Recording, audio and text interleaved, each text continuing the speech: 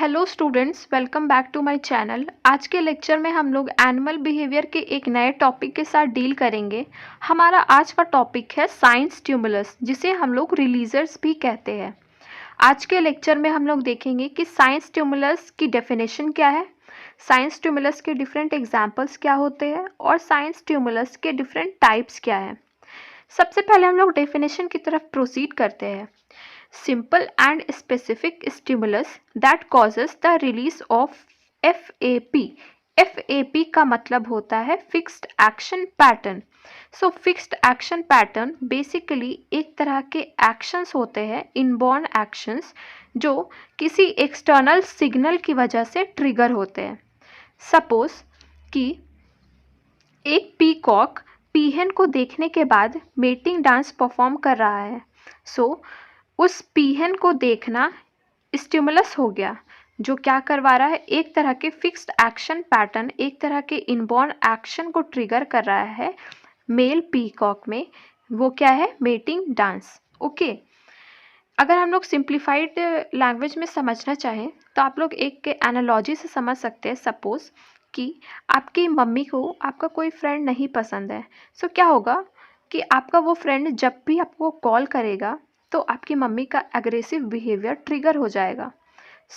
इसमें specific stimulus क्या हुआ? आपके फ्रेंड का कॉल करना। और इसमें जो FAP ट्रिगर हो रहा है वो क्या है?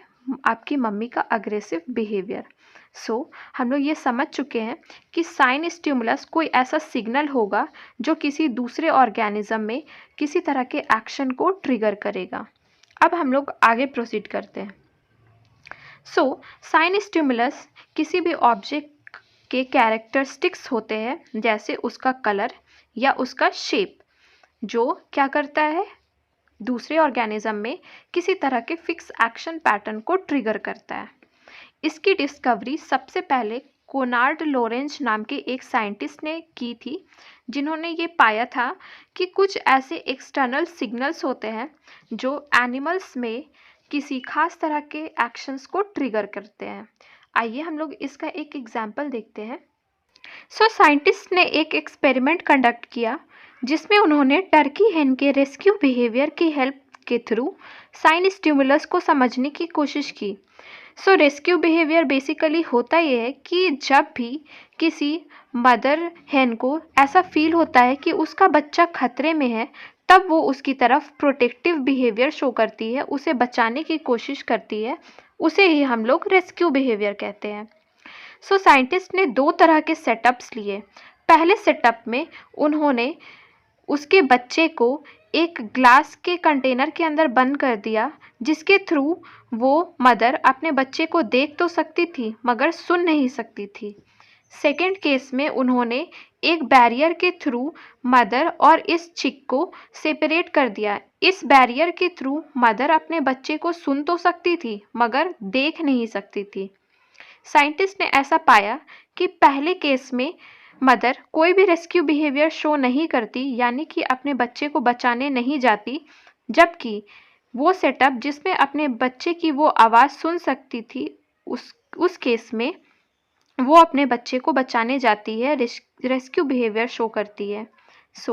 इस केस के थ्रू साइंटिस्ट ने ये पता लगाया कि बच्चे का अपनी माँ को पुकारना वो साइन स्टिमुलस है जो ट्रिगर करेगा रेस्क्यू बिहेवियर उसकी माँ के अंदर।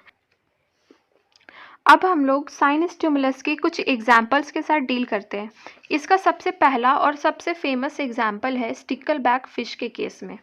स्टिकलबैक फिश एक स्मॉल फ्रेश वाटर फिश होती है, जिसमें मेल के केस में ये देखा गया है कि जब ब्रीडिंग सीजन आता है तो वो मेल अपने बेली के बॉटम में रेड कलर डेवलप करता है। ये red colour as a signal की तरह काम करता है, जो दूसरे फीमेल फिशेस को ये बताता है कि वो मेल फिश अब रिप्रोडक्शन के लिए, मेटिंग के लिए रेडी है। ये क्या करेगा? फीमेल फिशेस को अट्रैक्ट करेगा, जबकि ये दूसरे मेल फिशेस को रिपेल करने का भी काम करता है और उनमें टेरिटोरियल बिहेवियर को ट्रिगर करता है। ये रेड बेली का डेवलप होना वो साइन स्टिमुलस है जो दूसरे मेल फिशेस में टेरिटोरियल बिहेवियर को ट्रिगर करता है। अब एक साइंटिस्ट थे टिनबर्जन, जिन्होंने ईयर 1952 में एक एक्सपेरिमेंट कंडक्ट किया ये समझने के लिए कि साइन स्टिमुलस के पीछे का मैकेनिज्म क्या होता है। टिनबर्जन ने क्या किया, लकड़ी की मदद से उस स्टिकलबैक फिश के डिफरेंट मॉडल्स बनाए। पहला मॉडल जो था वो बिल्कुल रियल मछली की तरह दिखता था, मगर उसकी बेली में कोई भी लाल कलर रेड कलर नहीं था। सेकंड मॉडल जो था वो रैंडम शेप का था, ऑड शेप का था, मगर उसकी बेली में उन्होंने रेड कलर कर दिया। थर्ड मॉडल जो था वो भी रैंडम था, बट उसकी भी बेली में रेड कलर उन्होंने पेंट कर दिया। जब इन तीनों डिफरेंट मॉडल्स को उन्होंने एक्सपोज किया ब्रीडिंग सीजन के टाइम एक मेल स्टिकलबैक फिश के साथ, तब उन्होंने पाया कि मेल स्टिकलबैक फिश अग्रेसिव हो जाती है मॉडल बी और मॉडल सी की तरफ, जबकि मॉडल ए की तरफ वो बिल्कुल भी ध्यान नहीं देती। इससे उन्होंने ये पता किया कि ये रेड कलर का होना बेली एरिया में स्टिकलबैक फिश में अग्रेसिव बिहेवियर को ट्रिगर करता है। हेंस उनके एक्सपेरिमेंट का कंक्लूजन और फाइंडिंग ये था कि ऐसे मॉडल जिनकी बेली रेड होगी, जिनके अंडर एरिया में रेड कलर होगा, वो साइन स्टिमुलस की तरह काम करेगी अटैक बिहेवियर को ट्रिगर करने में in the case of male stickleback fish. हम लोग नेक्स्ट एग्जाम्पल देखते हैं। हमारा नेक्स्ट एग्जाम्पल है एक बर्ड के केस में जिसका नाम होता है हेरिंगल। हेरिंगल में क्या होता है कि जो पेरेंट्स बर्ड होते हैं, पेरेंट बर्ड होगी हेरिंगल की, उसके चोंच में एक खास जगह पे रेड कलर का स्पॉट होगा।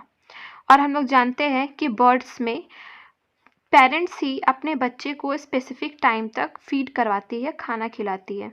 जब वो खाना लेकर अपने घोंसले पर आएगी तो उसके बच्चे क्या करेंगे, उसकी चोंच पे एक खास जगह जो रेड स्पॉट होगी उस पे पेक करेंगे, उस पर चोंच मारेंगे अपनी। तो बच्चे जब इस रेड स्पॉट पे चोंच मारेंगे तो ये पेरेंट को ये सिग्नल मिलेगा और वो अपने बच्चों को खाना मुंह पे खिलाएगी, रिगर्जिटेट करेगी उस खाने को, जिसे हम लोग क्रॉप मिल्क भी कहते हैं। हम लोग इससे क्या समझते हैं कि पेकिंग बाय द हेरिंगल चिक at the red spot on the parents bill या बीक एक साइन स्टिमुलस है जो कॉज करता है पेरेंट का फूड को उगलना अपने बच्चों के मुंह पर, जिसे हम लोग क्रॉप मिल्क भी कहते हैं।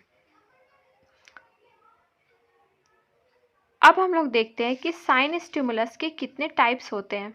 साइन स्टिमुलस को हम लोग रिलीजर्स भी कहते हैं। साइन स्टिमुलस के 3 टाइप्स होते हैं, विजुअल रिलीजर्स, ऑडिटरी रिलीजर्स और केमिकल रिलीजर्स। सबसे पहले हम लोग देखते हैं कि विजुअल रिलीजर्स क्या है। नाम से ही पता चल रहा है विजुअल, मतलब ये ऐसे सिग्नल्स होंगे जो देखे जा सकते हैं।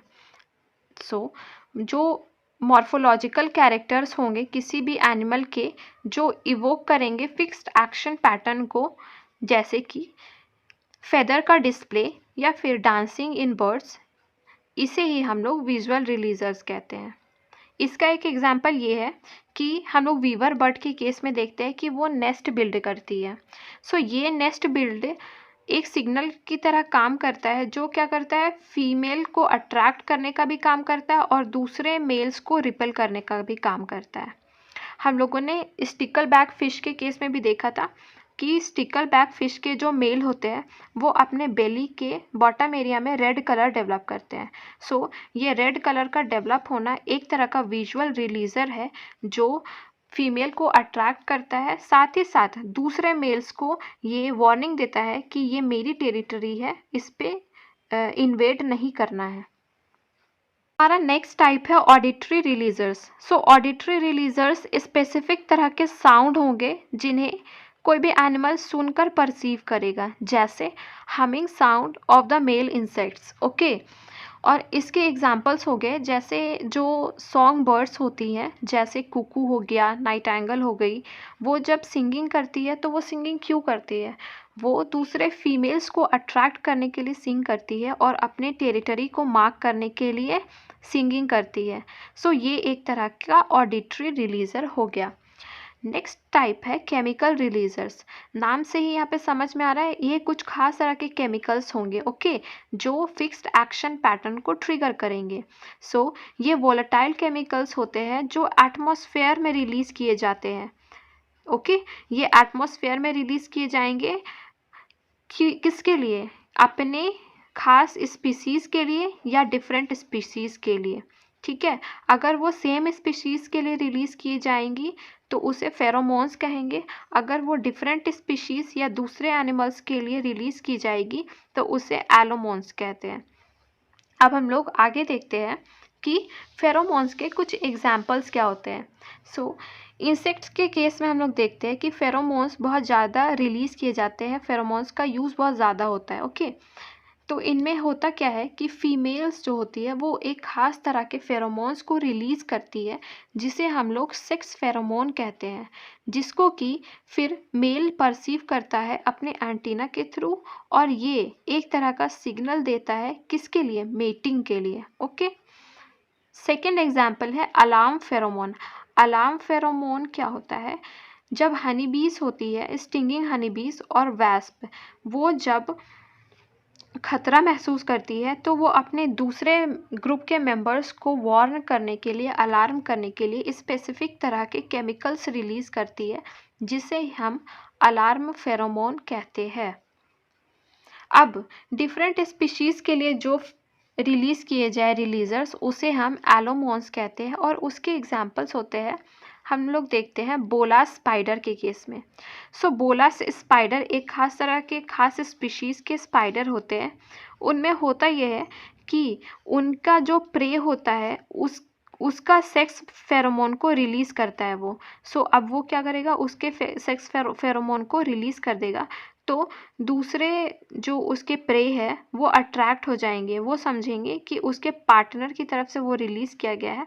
तो जैसे ही वो अब क्लोज प्रॉक्सिमिटी में आएंगे, स्पाइडर उन्हें बेवकूफ़ बनाकर उन्हें पकड़ लेगा। इस तरह हम लोगों ने आज का लेक्चर कंप्लीट किया, और आज हम लोगों ने रिलीजर्स या साइन स्टिमुलस के डेफिनेशन, उनके टाइप्स और उनके एग्जाम्पल्स के साथ डील किया।